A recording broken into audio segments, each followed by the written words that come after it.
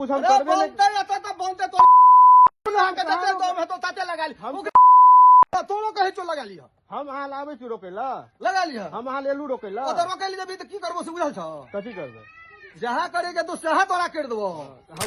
और आज जो है सो हम वहाँ गांव जा रहे थे तो प्लॉट से होकर के जा रहे थे तो वहाँ पे जो है सो हमको रोक लिया और जबरन जो है सो इतना गंदा गंदा गाली दिया, इतना गंदा गंदा तरीके से व्यवहार किया। खेल भाई जाता तोरा सबसे पहले तोरे सब पढ़ानी कर देबो खाली फंसा दे दही तू।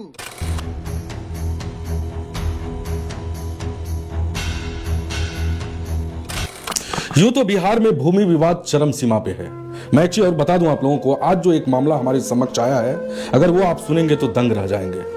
एक लाचार व्यक्ति से किस तरह से जमीन हड़पने की साजिश की गई है, इस न्यूज में आप पूरा देख सकते हैं। दरअसल मामला ये जो है मधुबनी जिला के नरैया थाना क्षेत्र के महदेवा गांव से जुड़ा हुआ है। दरअसल मैं बता दूं कि नरैया थाना क्षेत्र के महदेवा गांव निवासी पांडव प्रसाद गुप्ता 78,000 रुपया शिवनारायण यादव से ब्याज पर लेता है और उसके बदले 1 कट्ठा जमीन को जो है गिरवी रख देता है। लेकिन जब कागजी प्रक्रिया करने की बात आती है तो वो उसे जो है, क्योंकि वह मूर्ख था, जानता नहीं था, शिवनारायण यादव क्या करते हैं तो उसको लेकर रजिस्ट्री ऑफिस पहुंच जाते हैं। इतना ही नहीं दोस्तों, और उससे जमीन 1 कट्ठा के बदले 5 कट्ठा रजिस्ट्री करवा लेते हैं। लेकिन एक लाइन ऐसा था उसमें जो पैसा से जुड़ा हुआ मामला था, जिसको लेकर आगे इसका जो है रास्ता साफ हुआ है। लेकिन मैं बता दूं कि उसके बाद जब वह 2 वर्ष के बाद जमीन पैसा जमा करके जमीन वापस लेने पहुंचते हैं तो वह जो है झांसे में रख देता है कि अभी समय नहीं है, कुछ दिनों के बाद आपका जो है हम जमीन वापस कर देंगे।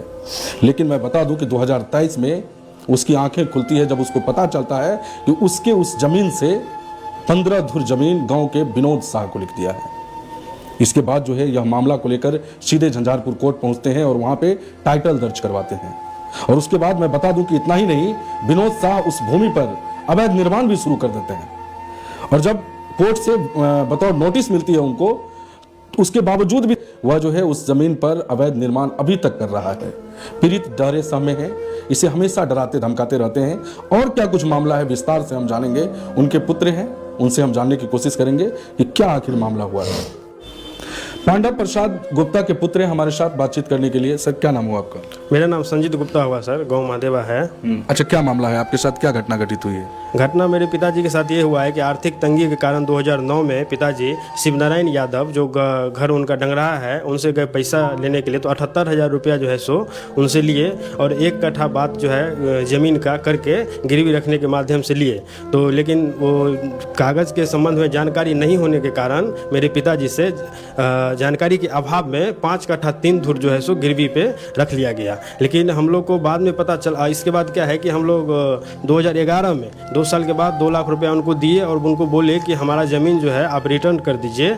तो वो बोले कि ठीक है कर देंगे, लेकिन नहीं किए, झांसे में हमको रखे, कल कर देंगे परसों, इस तरह से उलझा के रखे बेटर को, और वो नहीं कर पाए। तो हम लोग को बाद में पता चला, यानी कि 10 साल 11 साल गुजार दिए इसी प्रॉब्लम में हम लोग को झांसे में रख करके। तो हम लोग को बाद में पता चला 2023 में कि महदेवा निवासी विनोद शाह को ये ज़मीन 15 धुर चौक पर से बेच दिए हैं। तो हम लोग को जानकारी हुआ। इसके बाद जो है सो तुरंत हम लोग झंझारपुर न्यायालय में गए और इनकी जो है सो टाइटल का हम व्यवस्था किए कि ज़मीन पे किस तरह से हमारा हो सकता है। और क्या है कि ज़मीन में जो है उस रजिस्ट्री पेपर पे जो लिखा हुआ है कि 2 रुपये के हिसाब से जो पार्टी है वो अपना ब्याज जोड़ करके हमको पैसा दे देगा और अपना ज़मीन वापस ले सकता है।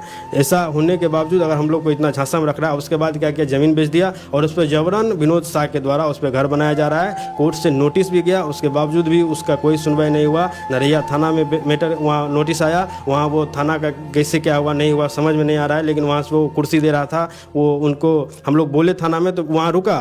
फिर क्या हुआ, 15 दिन 20 दिन के बाद पुनः जो है सो कार्य निर्माण कर लिया गया उस पर, और हम थाना को बोले, थाना की तरफ से कोई कार्रवाई नहीं हुआ।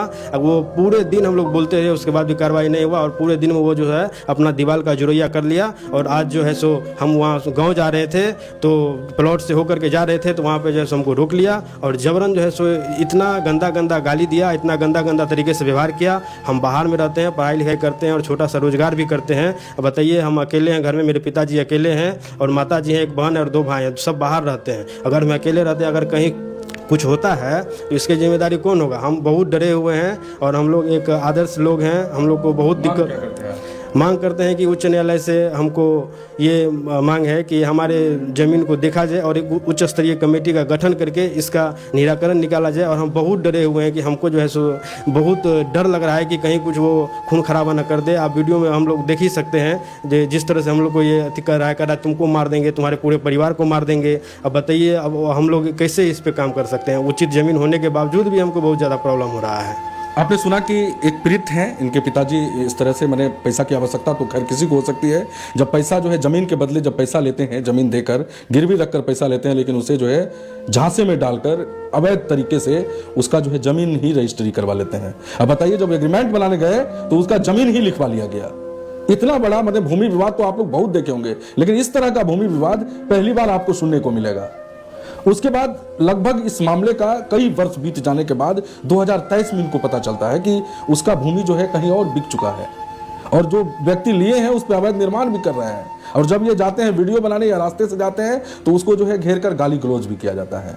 तो कहीं ना कहीं ये कितनी बड़ी लापरवाही है। हालांकि प्रशासन के समक्ष ये गए थे, लेकिन इनका कहना है कि प्रशासन के पास नोटिस भी गया है, लेकिन अभी तक कोई कार्रवाई देखने को नहीं मिल रहा है। मैं आप लोगों से गुजारिश करूंगा कि इस तरह की घटना को लेकर आपका क्या कहना है वो हमारे कमेंट बॉक्स में जरूर लिखेंगे। और मैं न्यायालय से भी अपील करूंगा और उच्च अधिकारी से अपील करूंगा कि इस मामले को अविलंब संज्ञान में लेते हुए इस पे जो है उचित कार्रवाई की जानी चाहिए। करने में ये तो नहीं लिखा जाता है कि 2 रुपये के हिसाब से पैसा जोड़ के हमारा इंटरेस्ट हमारा वापस कर दीजिएगा तो आपका ज़मीन वापस कर देंगे। रजिस्ट्री में सर कहीं ऐसा नहीं होता है। हम उसके बावजूद हम बोले कि ठीक है, जो हमारा है उससे हमारा ज़मीन जो पैसा आप ले लीजिए और हमारा रिटर्न कीजिए। तो वो रिटर्न नहीं कर रहे हैं, जबरन जो है सो बदमाश के द्वारा सो इस तरह से कर रहे हैं और हम लोग बहुत डरे हुए हैं। हम लोगों को कोई घटना हो सकता है हमारे साथ, इसलिए हम गुहार लगाते हैं सभी अधिकारी से कि हमको जो है सो देखा जाए और इस मैटर को जल्द से जल्द देखा जाए। और हम बहुत डरे हुए हैं, कभी भी कोई भी घटना हो सकता है, जिसके जिम्मेदार वही होगा। डायरेक्ट उनका कहना है सर कि तुम यदि ज़मीन पे आओगे तो तुम्हारा हम पूरा व्यवस्था लगा देंगे। तुमको डायरेक्ट क्या करेंगे तुम समझ नहीं सकता है। तुमको अगर ज़मीन पे आ गया तो क्या करेंगे सर? हम वीडियो बनाए हैं, उस वीडियो में भी ये बात पूरा सामने स्पष्ट है सर। जो हमको बोल रहा है, धमकी दे रहा है, किस तरह से खुला धमकी दे रहा है। प्रशासन की कमी के कारण तो ऐसा धमकी मिल रहा है। बताइए, अगर इस तरह से प्रशासन जो है सो ढीला रहेगा तो कैसे काम चलेगा? तो कोई भी आम आदमी सुरक्षित नहीं है, किसी को भी कहीं मार सकता है। इस तरह से हम क्या कर देंगे? बताइए, हम क्या कर सकते हैं इस तरह से? तो कहीं भी मार खा लेंगे तब तो छोड़ दे ज़मीन, हम वहाँ से भाग जाएँ, सब ज़मीन बेच के चले जाए, गाँव खाली कर दें। बताइए क्या करें इस पे? तो प्रशासन से मेरा गुहार है कि सर इसको थोड़ा सा देखिए और हमारी रक्षा जो है सो आप कीजिए, आपकी तरफ से कोई व्यवस्था की जाए सर हमारी जान की रक्षा के लिए। आपने सुना कि ये डरे सहमे हैं, स्वाभाविक बात है। रास्ते में जब कहीं जाते हैं तो इनको जो है गाली गलौज किया जाता है, इनके साथ धमकी दी जाती है इन्हें। तो कहीं ना कहीं ये पूरी तरह इनके परिवार के लोग सभी डरे हुए हैं। अगर न्यूज़ अच्छा लगा हो तो शेयर करेंगे। धन्यवाद।